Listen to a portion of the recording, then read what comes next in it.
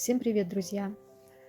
Сейчас мы распакуем с вами парфюм, который я сегодня купила. Как видите, это тот самый Захрат Эль Сахра Фаберлик, который я хотела попробовать, хотела потестировать, который должен быть похож на Roses Mask, который вот здесь у меня от Левантик. Сейчас будем с вами сравнивать эти два аромата.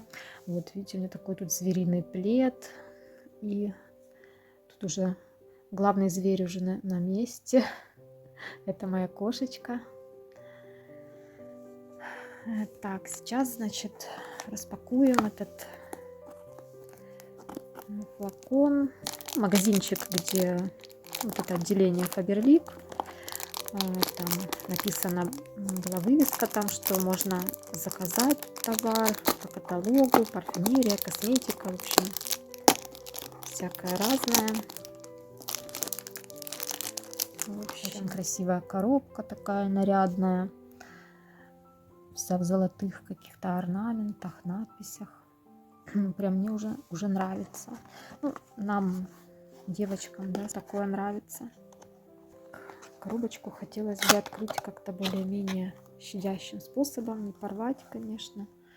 Тут разные какие-то тут инструкции по использованию. Вот такая вот красота прям.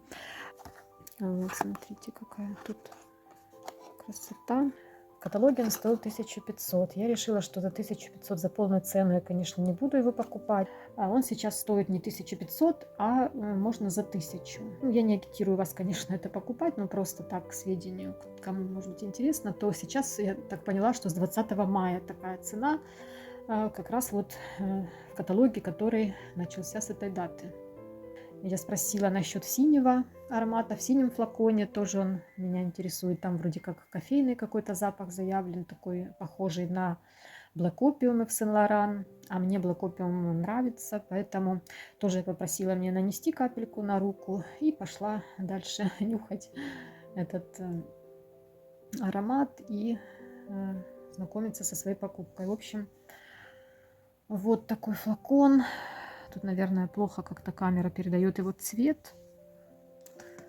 Какой на самом деле его цвет? Такой вот темно-красный флакон. 50 миллилитров, в общем, это парф-вода.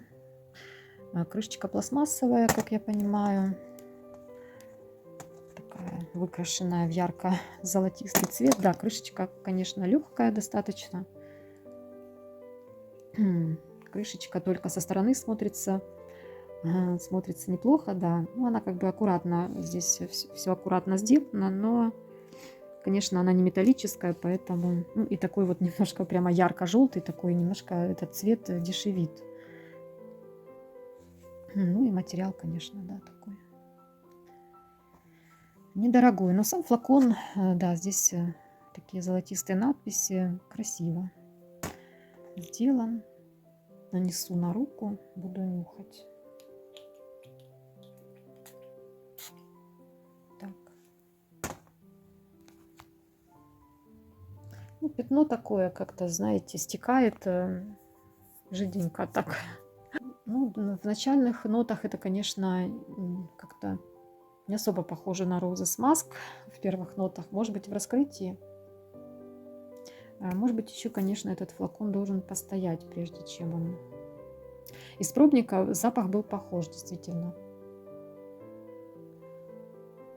Здесь я пока что не узнаю.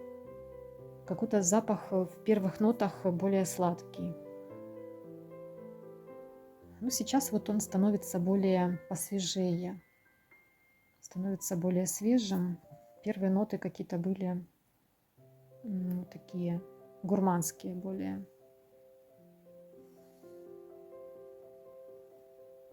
Еще этот аромат сравнивают с Gentle Fluidity Gold от Maison Francis Kurkdjian. Да, только тот аромат в несколько раз, там, в десятки раз, наверное, он дороже стоит. Этот, конечно, ну, говорят, что прямо, вот я видела видео одной девушки, там были слепые за тесты, она не смогла отличить от Gentle Fluidity Gold.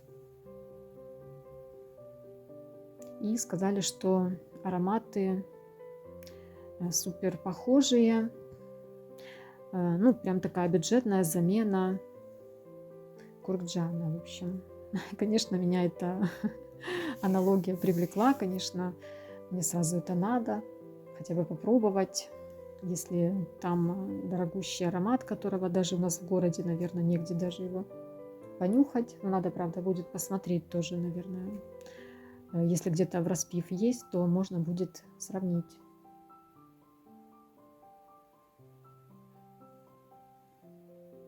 Ну, аромат как будто бы более зеленый, что ли, какие-то зеленые ноты.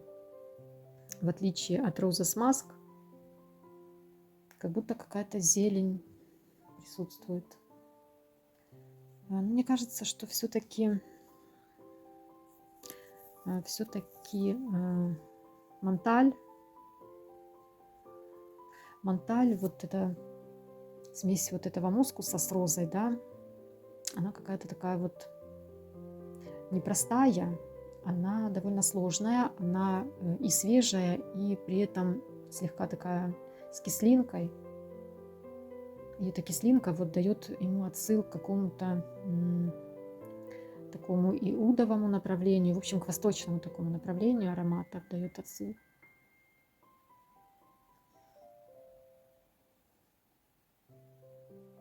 Здесь розу я ощущаю, но как будто бы вот он на что-то похож. Возможно, он действительно больше похож на Gentle Fluidity. Может быть, там есть такие ноты. Здесь как будто зелень какая-то добавляется и немного гурманики.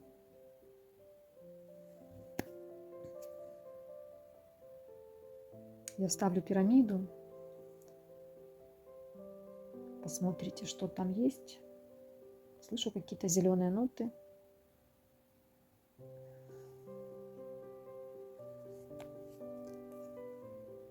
Вот так. Еще из флакона хочу понюхать. Да, вот из флакона он довольно сильно похож на Roses Mask. Из флакона, наверное, он похож больше, мне кажется, чем на моей коже. Может быть, моя кожа дает такой эффект. Может, это со мной что-то не так, да, не с парфюмом что-то не так, а со мной. Может, индивидуальная реакция моей кожи. Я уже не слышу ни Монталь, ни ничего. Неужели он такой насыщенный, что я после него Монталь не слышу? Я утром наносила на себя. Ну, до сих пор какой-то легкий отзвук аромата есть. Конечно, мой Honey Oud от Монталь, он прям держится. Он, конечно, более насыщенный, там медовый, удовый аромат, такой прям дымящийся. Тот, конечно, более стойкий, более громкий. Roses Mask, он изначально не такой громкий. Поэтому ждать от него стойкости на целый день я и не ждала. В принципе, меня его стойкость устраивает. Да, наверное, Roses Mask все равно мне будет нужно. Наверное, буду повторять еще от Леванты. Небольшие, может, 5 мл. Потому что все равно он такой свеженький. Наверное, этот парфюм мне все-таки его не заменит. Но буду еще разнашивать этот аромат. Я еще не могу сейчас про него много что-то сказать. Не могу сказать какое-то вот свое ценное мнение, потому что не особо сейчас понимаю. На руке у меня он как-то звучит и сладко, и зелено одновременно. Возможно, он действительно будет... Ну, пока я не слышу в нем прям идеального клона Roses Mask, насколько это описывали на фрагрантике. Там очень много, по-моему, голосов за это мнение. Прям при первом нанесении я не слышу, чтобы это было настолько похоже. Хотя из флакона больше похоже. Нанеся на себя, я пока этого так отчетливо не почувствовала, если честно. В общем, у меня не было именно в полноценном флаконе, по-моему, ни одного у меня нет от Faberlic, и не было. Только у мамы есть один. аромат от Faberlic, и все. В общем, как-то я насчет их технических характеристик, я не знаю, как-то я мало информирована об этом. И ну, по отзывам трудно судить, да, если человек пользовался все время ароматами Faberlic, у него там одно будет мнение, да, возможно, он считает эти ароматы стойкими на свою цену. А если я там уже привыкла к каким-то более стойким ароматам, люксовым, то, возможно, мне покажутся они нестойкими. Вот это мне и хочется проверить. Вот один флакон этот я купила, я поношу его, посмотрю и уже составлю какое-то свое мнение об этих ароматах. Потому что вот за все время существования этого бренда я как-то не покупала себе эти ароматы. Вот этот Шарман Travel, он, в принципе, вроде бы был неплохим по стойкости. Ну, там такой яркий, пронзительный аромат, что ну, у него, возможно, там другой эффект. Вот. Поэтому отчасти еще такая причина, мое просто любопытство, да, мне интересно, как вот эти вот бюджетные ароматы, да, от сетевого бренда, вообще как они по стойкости, потому что по отзывам судить, да, пока сам не попробуешь, не поймешь. По отзывам трудно понять, кто-то пишет, что они нестойкие, быстро слетают, а кто-то пишет, что убойная стойкость, шлейф прям несмываемый. Друзья, ну вот прошло 5 минут, да, аромат как-то более-менее раскрылся на коже, я считаю, я уже и на шею нанесла 2 пшика. И из флакона уже вот так разнюхиваю. В общем, ну я не знаю, как можно сказать, что это прям один в один. Вот я тоже какое-то видео мне попалось, там блогер сказала, что для нее это прям один в один. Roses Musk и вот этот Захрат Аль-Сахра. Мне кажется, что все-таки они отличаются, но я слышу отличия. Roses Musk какой-то более такой, не знаю, легкий, что ли, и какой-то более звонкий, мне кажется.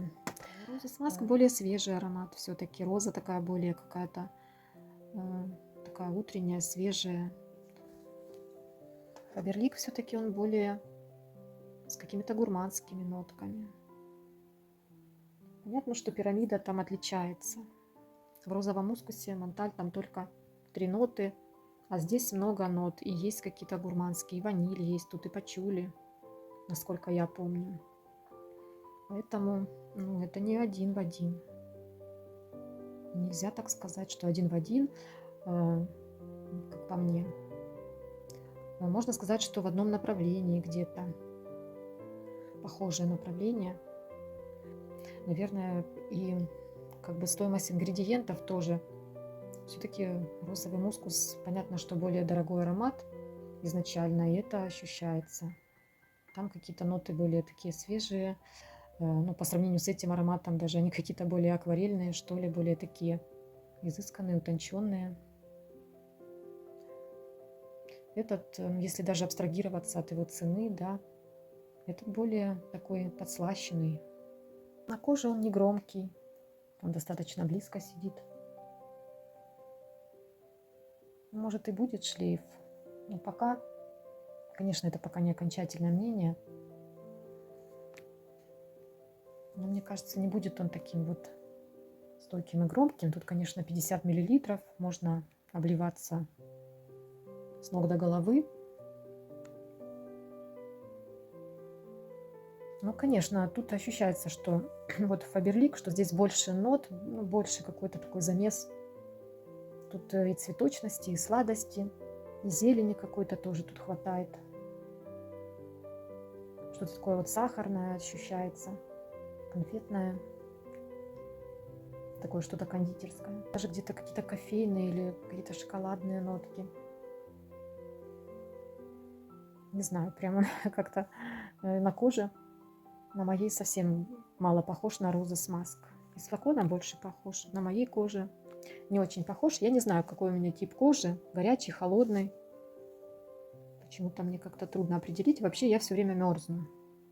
Если это как-то связано, я обычно мерзляк человек. Ну нет, это не один в один. Это не может быть заменой Roses Musk, мне кажется. следующих видео расскажу, какое мое итоговое мнение. На этом на сегодня у меня все. Все равно я довольна этой покупкой. Всем удачи, хорошего дня и пока-пока.